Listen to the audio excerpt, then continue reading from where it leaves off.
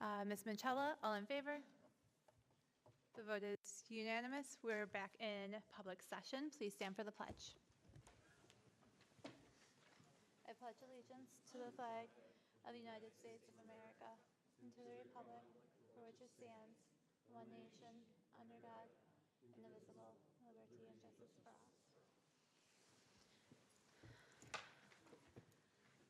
Welcome. We're going to start our evening off with our GC Pride Awards.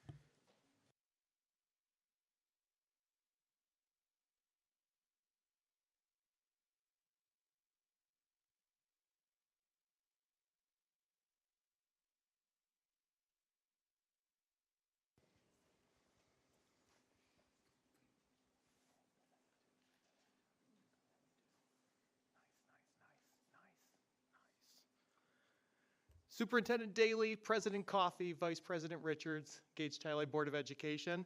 My name's Dan Zanowski. I'm the proud principal of Gates-Chili Middle School. These students behind me are an embodiment of the Spartan way each and every day in our building. Their resumes and list of accomplishments is so long that I literally can't read it all in a 2.5-minute presentation. But some of the highlights include: you're looking at a group of students who are 3-sport athletes, presidents of their classes, leaders in theater productions, contributing members of several clubs.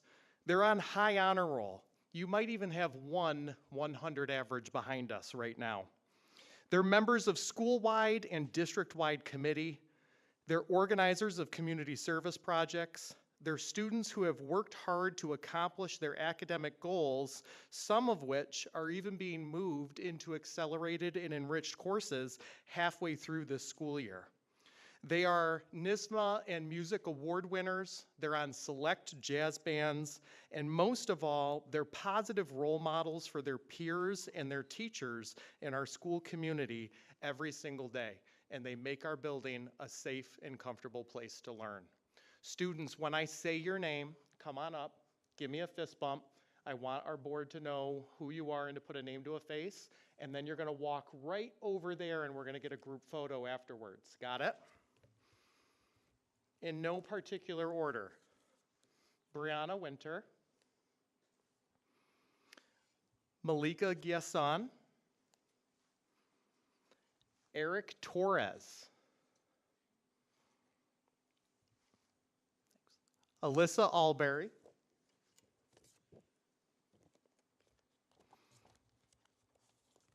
Alicia Alberry, Dylan Wilkinson, Layla Lee, Samaya Mara, believe it or not, we do that every morning before the announcements, the most awkward one yet. Michael Colon, Mila Terrence, Nikki Van, Savannah Major, and Muhammad Al-Hoka. Can we give them a round of applause, please?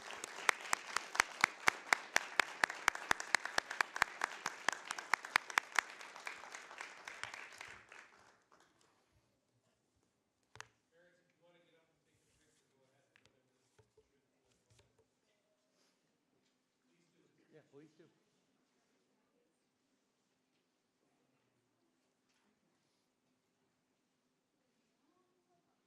You can get right up there next to her if you guys want.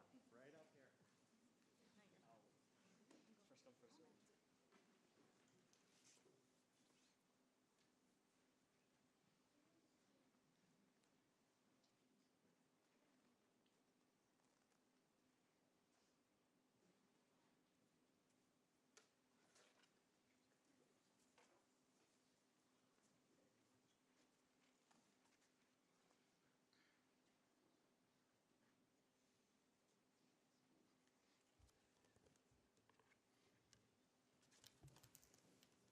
while we're wrapping up photos, students, congratulations on your many accomplishments.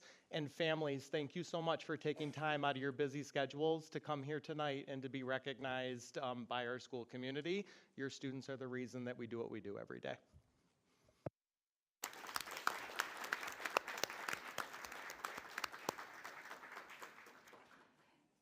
Thank you guys so much.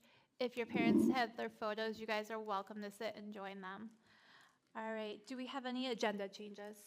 We had additions to personnel. Thank you. The next section is our board president comments. And just knowing that we're in that week before break and it's long and busy and chaotic and hopefully the most positive of ways. I'm going to make my comments very brief, but I wanted to first start and thank our middle school team for being here. Our students that came and spoke with us and who are here tonight sharing all the work you guys do in your school community, and for your families not only being here tonight to support you and to see how wonderful you guys are, but in the work they do every single day to get you there. So thank you to all of you. I wanted to recognize again all of the hard work, the concerts, the activities, the events, the sports going on right now. It's a busy, busy time of year, and I love seeing all of our community engaged together. I wanted to recognize the teams, the adults, the families, and again, the students who went to their DECA conference today. And just, again, taking a moment, knowing that this is an exciting time of year for so many people. It's also a really stressful time of year for a lot of people, too. And just taking a moment to respect and validate whatever you're experiencing, your emotions, your stress level, your excitement level. They're all valid and real, and we thank you all for being a part of our community. Do we have any points of interest to share? Ms. Littlewood? I was just going to share, I went to the high school band concert, and it was pretty amazing, and it's been awesome to watch the students grow from elementary all the way up to the high school level. So I highly recommend attending one in the future. Thank you. Any additional points? All right, that moves us forward to report of meetings. Did we have any outside of our regular district meetings? Okay. Do we have any visitor comments? No. That moves us on to the reports section of our evening. We have a varsity track team trip to Harlem, New York, January 9th through 11th, 2026 discussion.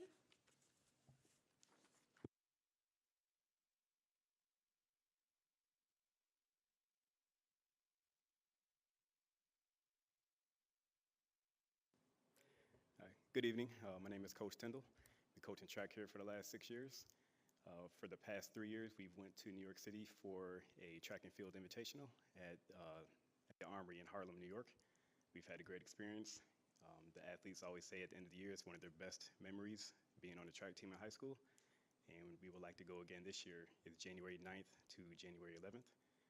And just looking forward to the athletes going again, being able to grow athletically, but also personally, just being out of town with their teammates and friends. And we hope to carry over the success we had last year. Last year we won sectionals on the girls team. Boys were runner-up for indoor and outdoor track. We had a hurdle relay that were named All-Americans from Nike Nationals. We had 6 athletes go to state championship last year. And the boys were Monroe County champions. And they were runner-up for Monroe County during the outdoor season. And we're also 2-time indoor Monroe County champions for Division II on the girls and the boys team. So, Thank you. Are there any questions? Thank you so much for sharing that with us tonight. thank you. All right, next we have our middle school update.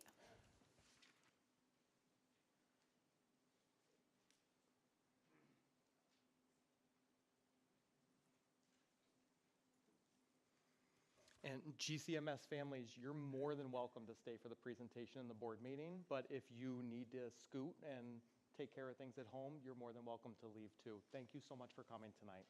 Thank you again, guys. And I know some of them mentioned homework, so I mean.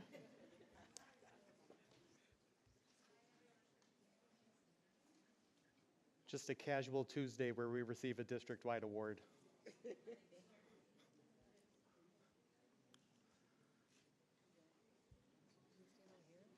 Yep. Yep. Leave the clicker right on the podium. Okay.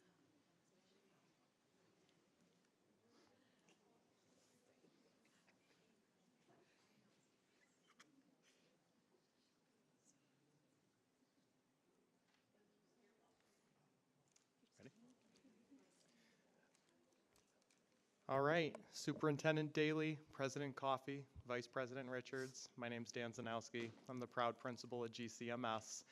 I have with me a team of leaders and educators tonight to share some of our successes and strategic work that's occurring in the building. I want to give everybody a chance to introduce themselves. I'm Keneela Rollins. I'm the 8th grade assistant principal. Good evening, I'm Michelle Dozier. I'm the 6th grade assistant principal. Good evening, I'm Andy Episcopo. I'm the 7th grade assistant principal. Hi, I'm Nancy Sheridan. I am overseeing the tutoring center at the middle school.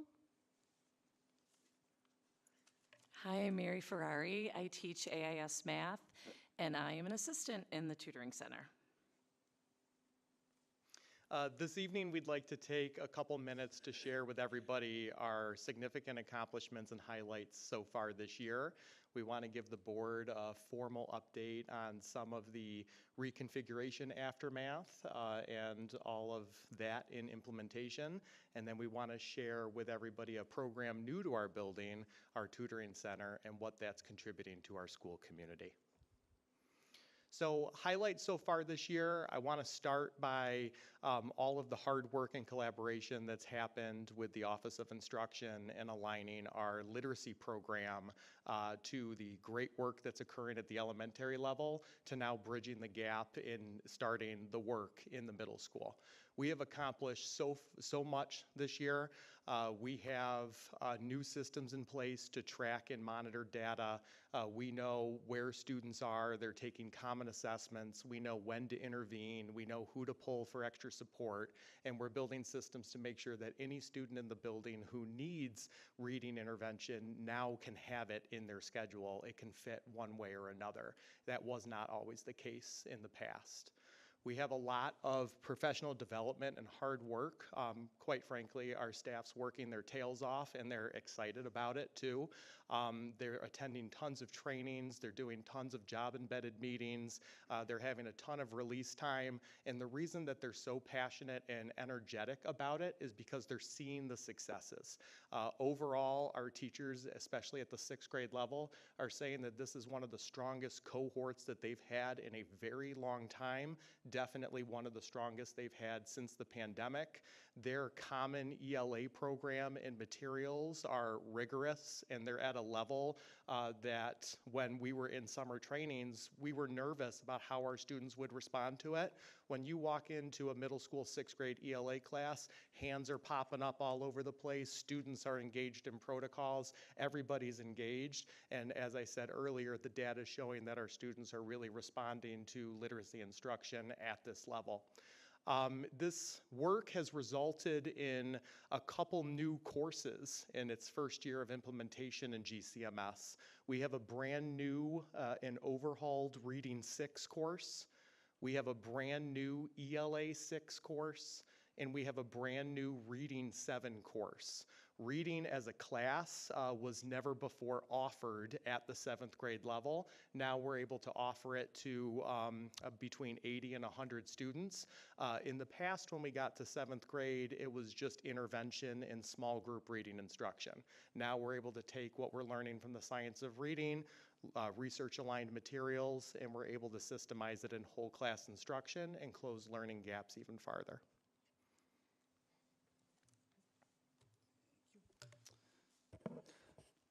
Continue the conversation about highlights from GCMS. Currently, our student council, we've expanded our student council to better represent each grade level, improving student voice in how we make decisions, and ensuring equity in the decision-making process. One of the groups that our students can participate in is Above the Influence. It's helping our students to learn more about the negative influences they may encounter and empowering them to make well-informed decisions. On the next slide, you'll see a really nice photo from one of our ATI meetings. ATI is a U of R program that meets twice monthly and works as an upstream preventative program. We have 7 GCMS staff involved in supporting the group. And one thing to note is that 96% of students nationally do not use tobacco, vapes, or nicotine products. Big part of this group is that our students are able to help make decisions and put forth ideas on things to do.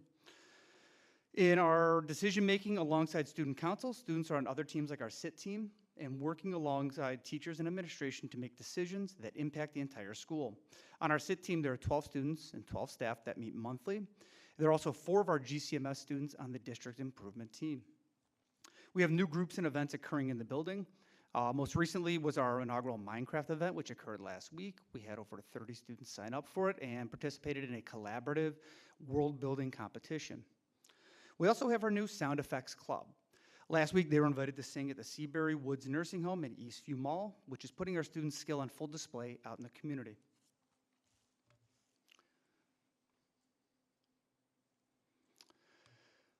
Further highlights. This year, we implemented our distraction-free schools. It came into full effect, and it has been a huge success. Since the start of the year, we've only had 5 students in our building needing individualized support in managing their personal electronic devices. We can attribute a lot of this success to the initiative of students using lockers. It's improved our student engagement, it's improved their organization, and our class-to-class transitions. GCMS has also continued to implement proactive systems of support to support each grade level where administrators, teachers, counselors, and social workers are regularly collaborating to review student data, creating systems to support students on an individual basis. We also continue to review the code of conduct of students, ensuring that as an entire community, students and staff know the district expectations and how we support them. This year, we're continuing to train teachers to be restorative practice ACABIN champions across our building. In this work, teachers are building capacity to run proactive circles to support our community. We're also preparing to train student leaders to be ACABIN champions to extend this work. This work has impacted our classrooms where we now have students and staff working to build norms in their classrooms that are built in and developed by everybody who was in that class. And due to the proactive nature of this work, our overall suspension rates continue to decline, which we'll go into more detail later in this presentation.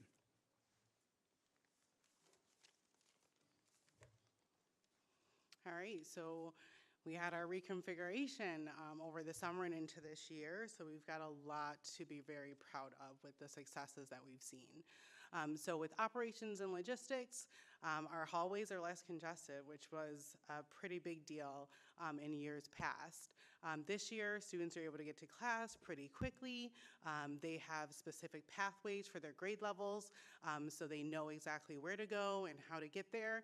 And I think that's really decreased transition time to classes. So they're feeling like the hallways are calmer, more managed, and more safe. For instructional programming, there's been so many more opportunities for our students for advancement, just opportunities to really grow and thrive within their academics. So with our scheduling, we have a lot of flexibility. So we expanded our elective course offerings, digital arts we expanded, civics, and then we added computer sciences. So expanding those accelerating rich courses really allowed, again, for students to have those opportunities to grow and really push themselves in their academics. In previous years, we really just had a few slots for students to be put in for accelerated enriched. Now we're really using the data to look to see who's actually qualified, who can actually do the work, and making sure that they have that opportunity to have that course in their course offerings. Some more successes are around social connections, formation of class identity. So with the grade levels, we see that we have a lot of support for them. The peer relationships are much stronger. We have a lot of event opportunities that are focused on grade levels. And one thing that's really important is those appropriate age interactions. So our 6th grade students are on the opposite side of the building from our 7th and 8th grade students. So we're seeing a lot of students really focused on their academics, focused on getting to know their peers and interacting in a way that's more positive instead of being influenced by maybe some of the older grade levels. With professional collaboration, one piece we really want to point out is that our teachers and staff have way less meetings, but those meetings are really precise, they're really focused, they give them the opportunity to meet for MTSS Tier 1 interventions within the classroom, but then also we've added, not added, but given them an opportunity, and the schedule has allowed for this, for them to co-plan for content. So that's being able to look at their academics, look at their curriculum, see what strategies are being most effective in their classrooms, and collaborate to make sure that all of their students are feeling supported. So there's always room to grow, and we know that, and we want to make sure that we're always looking to assess and analyze where we've been and where we're going. So we're making sure that we continue to focus on areas such as development of systems to continue to balance enrollment. We know that it's really important that we're looking at enrollment and looking to make sure that we're effectively enrolling our students. Also reinforcing supports for students in the transition years, so from 5 to 6 and 8 to 9. We know those are important years within their academic career, so it's really important that we support them when we look at where maybe we have not done the best job in the past, making sure they feel ready and prepared to enter into those grade levels. We also want to look at adjusting grade 8 scheduling pathways. This is really going to support their team experience, and we know that our 8th grade students have a lot of courses to take. We want to make sure they still have those opportunities, but it's being done in a way that's most effective for them. I get to brag about our new tutoring center. So it's really shifting the mindset. Our team has worked really hard to shift the mindset when student choices result in a visit to our tutoring center. We are thriving now that OSS is located in-house at our middle school. We are changing mindsets from a punitive approach to a restorative lens. We have increased attendance as well as academic assignment completion rates.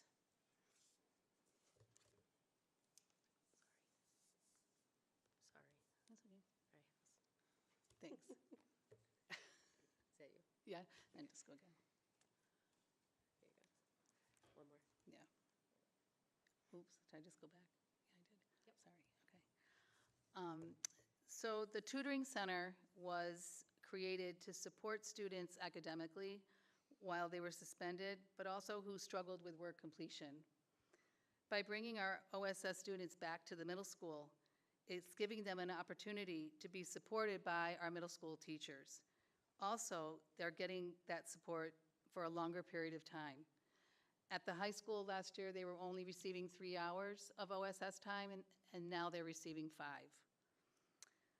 The center also has a push-in component, which supports both OSS and ISS. Lindsay Lamort is our social studies teacher, and Jenny Marciano works with our special ed population. An added bonus is that on any given day, we may have 2 or 3 teachers stop into the tutoring center to check in on their students. They might be going over task directions or actually teaching a lesson. For example, Jennifer Galfuso will use her plan time to come up and work with her Italian suspended students. And the students are really appreciating their visits. In the past, it was really difficult to visit our OSS students at the high school due to schedule constraints, plan, and travel time. The last structure that we put in place is the Learning Lab. You may have read about it in our last newsletter. Over 80 education students from SUNY Geneseo tutored our Gen Ed population to help with work completion. The middle school students, using the EPASS system, would come out of study hall or lunch to receive the supports they needed. We also experimented with after-school tutoring following the late bus procedures. In a few slides, you will be able to hear how successful our tutoring center is becoming. Thank you so much for the support that you're giving us.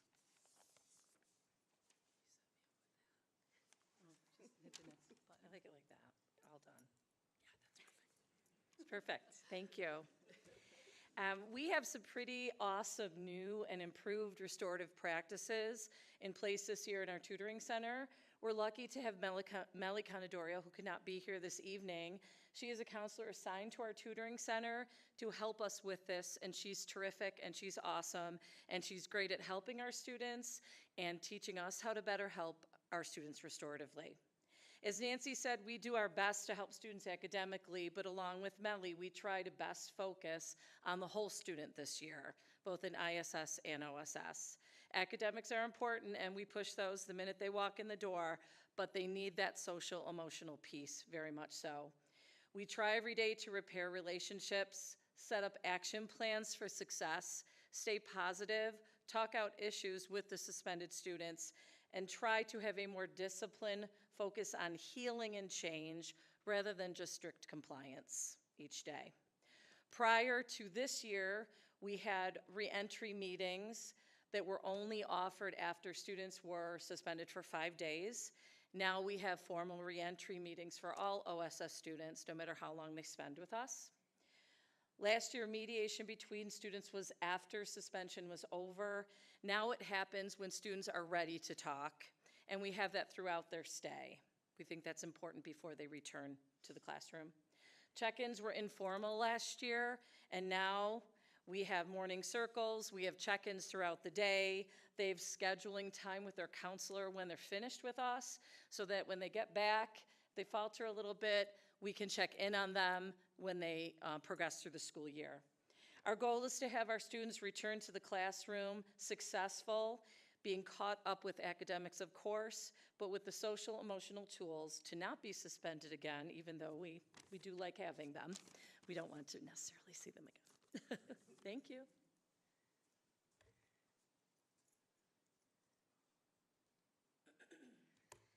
All right. Last year, we only monitored a number of incidents for out-of-school suspension.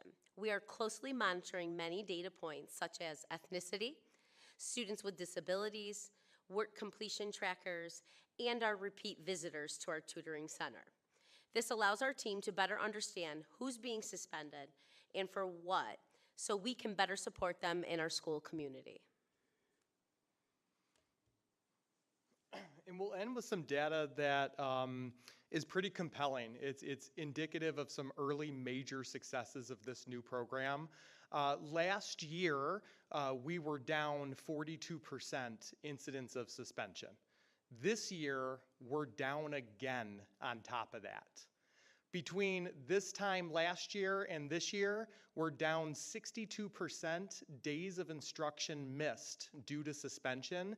This is a major indicator of school culture and climate, and that the severity of the infractions of our code of conduct, they're not major.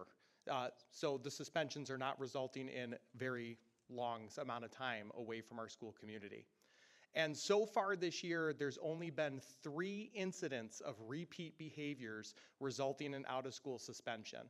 To put that into context, all of last year, there were about 50 incidents of repeat behaviors. So when we talk about setting students up for success, making sure that we're using a restorative lens, getting to know them and leveraging relationships, and systemizing supports and follow-ups so that they have safe adults and safe places in our school to use strategies when they come back to class.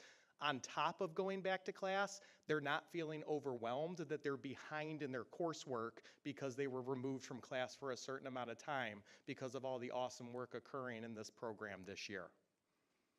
More than 80% of the work being sent to the tutoring center is completed. And in our partnership with SUNY Geneseo for our learning lab, which anybody in our building can use, we had over 600 students sign out of study hall or lunch in the months of October and November to work with a tutor, study for a test, and hand in works, labs, or assignments that they were missing. At this point, I'll take any questions if you guys have them. Thank you so much. Do you guys have any questions?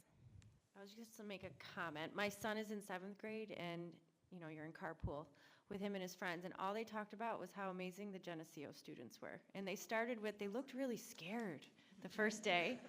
And then as the school year progressed, they were like, oh my God, they're so helpful. So-and-so's doing better. I'm like, oh, great. I'm glad you can assess them too, but yes.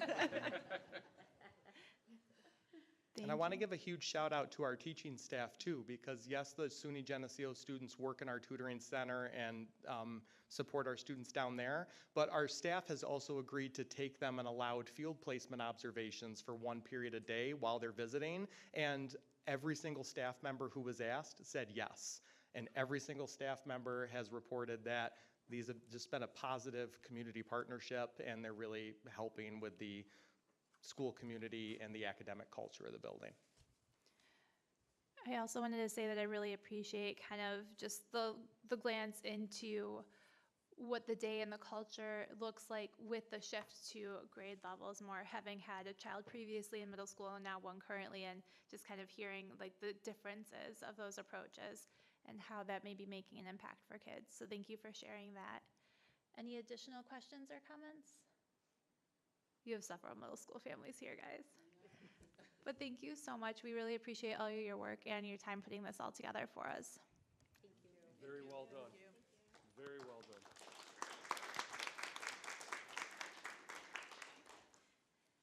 All right, guys, you're up for the capital project. Sorry, we always put you after the really fun ones. We'll work on that in the future.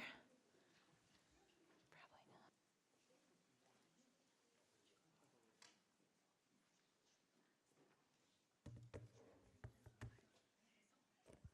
We're going to do something fun today, right before the holidays. How do I switch this? You're going to switch it? Okay. Okay. We're going to do a Kahoot for the capital project update today.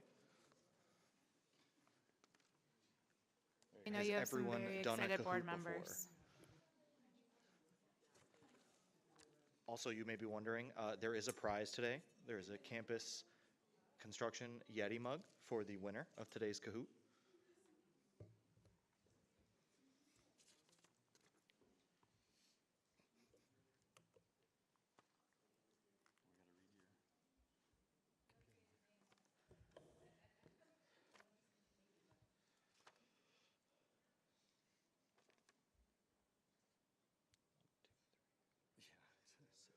There's 9.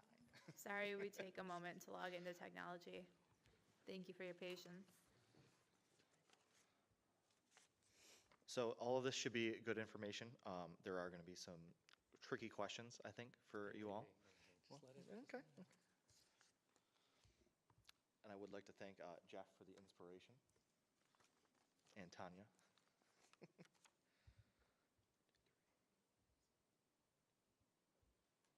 think we're missing 2.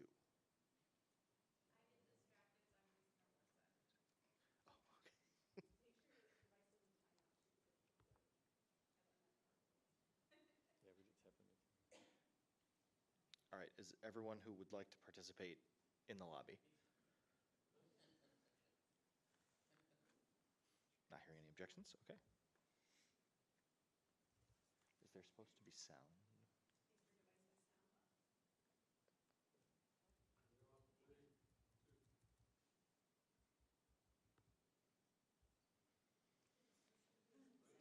Okay.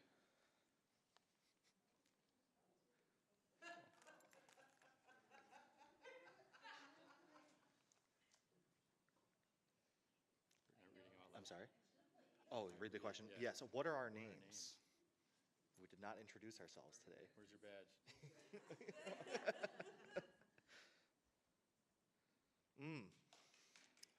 I am Joe Pilato with Campus Construction Management. Kurt Vader with SCI Design. Okay, that was worth no points. All right, first real question. How many square feet of new artificial turf was installed as part of the Building Brighter Futures Phase 2 project?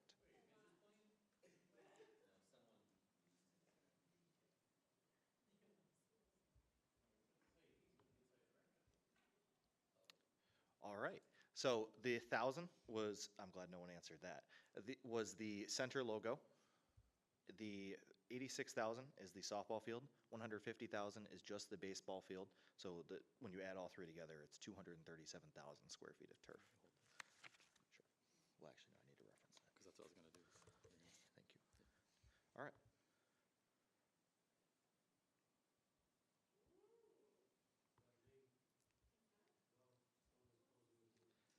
Next question. How many single occupancy restrooms are being renovated in the middle school as part of Building Brighter Futures Phase 3? Thank you. You're welcome. It's a very open bathroom. Yeah. Picture. This is the finished product.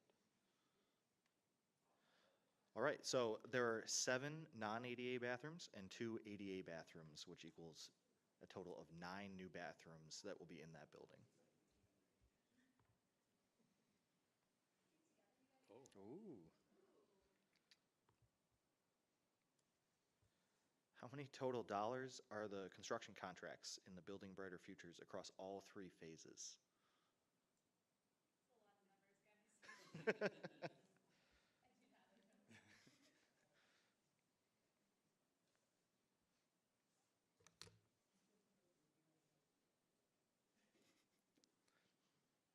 Good, good. The 45.5 is the referendum value. The 37.2 is all of our construction contracts. 20.5 is just phase 1, and the 1.6 is our contingency. Ooh, that's very close. How much new square footage was added to the middle school music wing as part of the Building Brighter Futures Phase 1?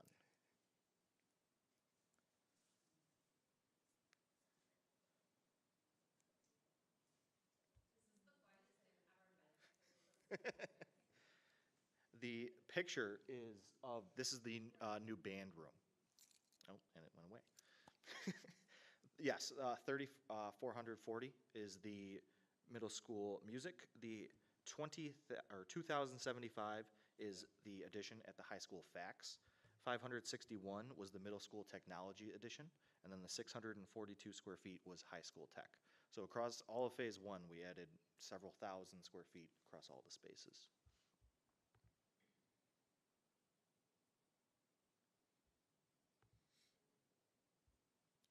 How many parking spaces were added to Florence Brasser in phase 2 of Building Brighter Futures?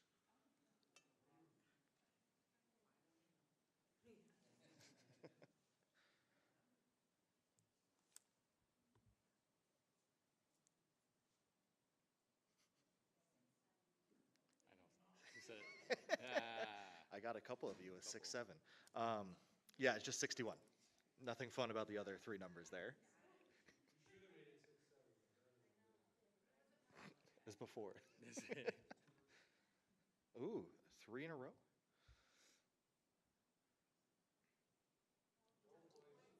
How many votes were cast as part of the Future Ready? So this is the more recent project that was voted in February.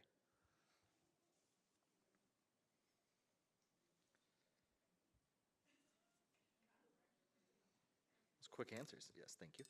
The 238 was the yes votes for Future Ready. 312 was the correct answer. 374 were the votes for the Building Brighter Futures project, and the 291 was the yes votes for the Building Brighter Futures.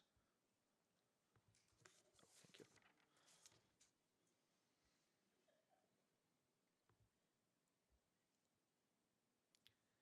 All right, this is going to be a puzzle, so you're going to order these in the correct order. Reorder the document types in the order they are created. This is Kurt's department. I got 1 or 2 of these in here. This you do have a full minute to answer.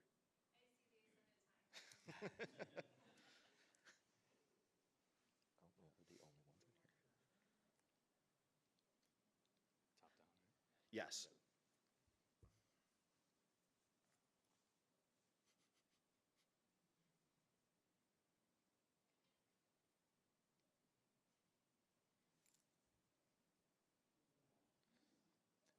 This was a hard question.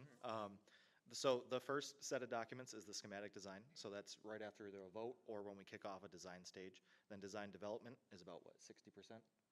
And then the construction documents, the construction documents is the last bit that goes to the state. 67%. 67, 7%.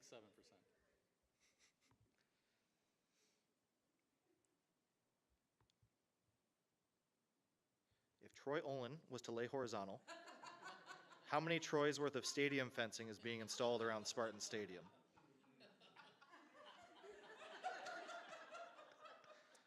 If you were wondering, Troy is 6'5". Hopefully that helps.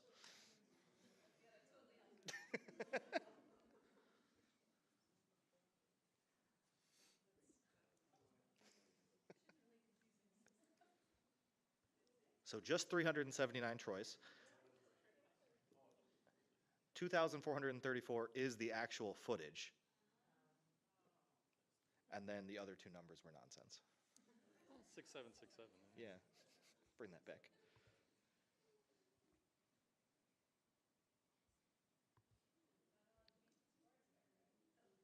What elementary building will be last under construction in the Future Ready project?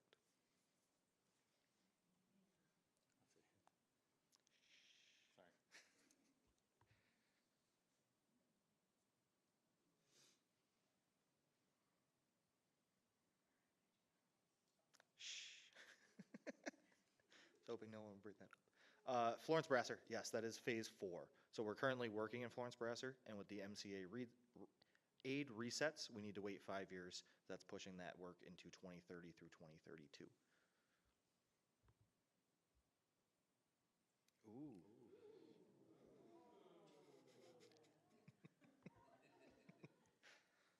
What phase of Future Ready will Paul Road, Walt Disney, and Neil Armstrong libraries be renovated? The wonderful picture of a Florence Brasser new office.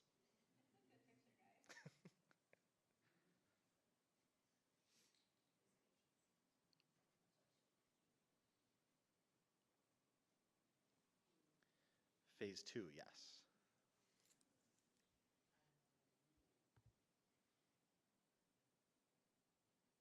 Still very close. There is one more question. When was phase 2 of Future Ready submitted to the state for review?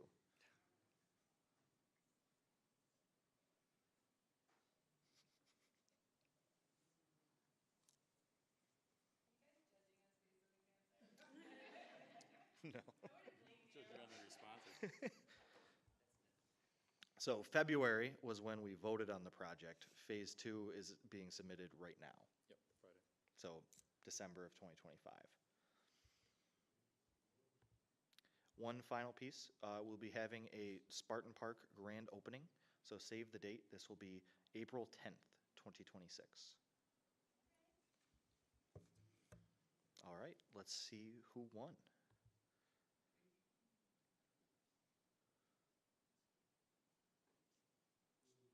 Who was him?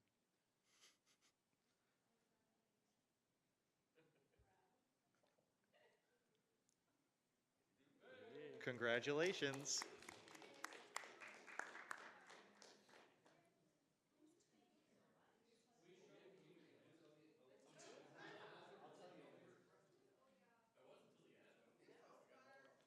Does it do? Session summary? I'm not going to start clicking things. I don't know where that's going to go. Probably me.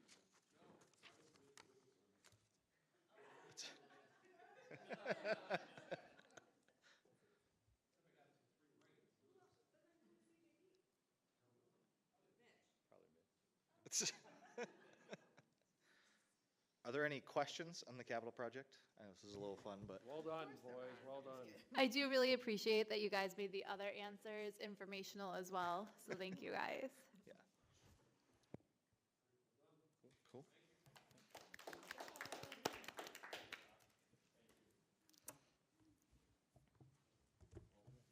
And thank you. Thank you. Our student ex officio Yep. was able to make it, so we'll move All right. Our next report was our student ex officio update. He was unable to make it tonight, so we will move on now to our discussion items. We have our policy committee update.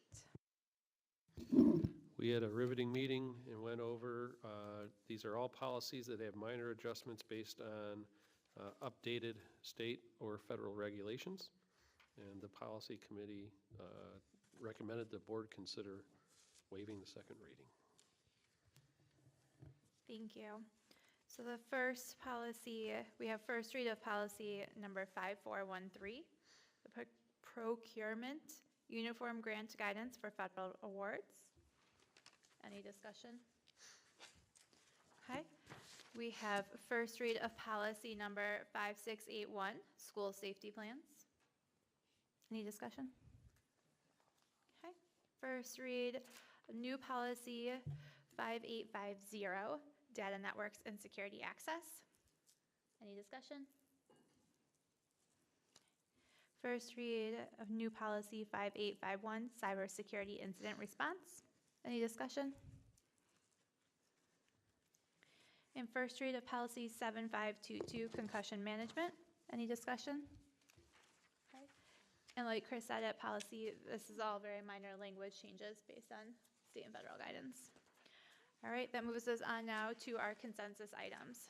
Can I have a motion to approve the consensus agenda? Can I have a motion? Ms. Littlewood, Mr. Long, any discussion? All in favor? The vote is unanimous. Can I have a motion to approve consensus items C through G? Can I have a motion? Dr. Richards, Ms. Davis, any discussion? All in favor? The vote is unanimous. That moves us now to action items. Can I have a motion to approve the updated 2025-2026 district-wide school safety plan? Can I have a motion? Mr. Reinhardt, Ms. Manchella, any discussion? All in favor? The vote is unanimous. Can I have a motion to approve the varsity track team trip to Harlem, New York, January 9 through 11, 2026? Can I have a motion? Ms. Manchella, Mr. Long, any discussion? All in favor? The vote is unanimous. Be it resolved that the Board of Education, having heard an appeal from Student A, determination made by the Transportation Department, designated as Appeal Student A, and following due deliberation, hereby uphold the determination of the Transportation Department. Can I have a motion? Dr. Richards, second, Ms. Davis. Any discussion? All in favor? The vote is unanimous. Can I have a motion to waive the second reading of policy numbers 5413, 5681, 5850, 5851, and 7522? Can I have a motion? Mr. Long, Ms. Brunowski, any discussion? All in favor? The vote is unanimous. Can I have a motion to approve policies number 5413, 5681, 5850, 5851, and 7522? Can I have a motion? Let's see, Mr. Reinhardt, Ms. Manchella, any discussion? All in favor? Vote is unanimous. Can I have a motion to approve the appointment of Michael Jeruzzi and Michael Bromley as co-interim field house supervisors effective December 3rd, 2025? Can I have a motion? We've got Ms. Davis, Dr. Richards. Any discussion? All in favor? The vote is unanimous. That moves us now to our superintendent comments. A quick calendar reminder to kick things off tonight. Families, remember that elementary has a half day this Friday, and school will be closed for students from December 22nd through January 2. Our first day of classes for the new year will be on Monday, January 5th. Also remember that the entire district will be closed on Christmas Day, December 25th, and New Year's Day, January 1st. Our students and staff have put on phenomenal performances over the last few weeks. There is still time to see a couple more performances before the break. The 7th and 8th grade band and jazz band concert is tomorrow, and the Gates Charlie Community Band will take the stage on Thursday. Both concerts will begin at 7 p.m. in the GC PAC. We had the first of our Junior Achievement Pizza competitions last Friday morning. The commercials for the student-created pizzas were outstanding and enough to leave us hungry for some slices. A big thank you to GC Hall of Famer Mark Perina of Mark's Pizzeria for making them so we could do a professional assessment of each. Don't forget to save the date for another night of laughs and fun in the Spartan Fieldhouse as the Gates Charlie Education Foundation welcomes back the Harlem Wizards. All 6'5" of Troy Olin will be there to play against the faculty, staff, and administration all-stars on Friday, January 16th at 7 p.m. with concessions by the GC Sports Boosters that evening.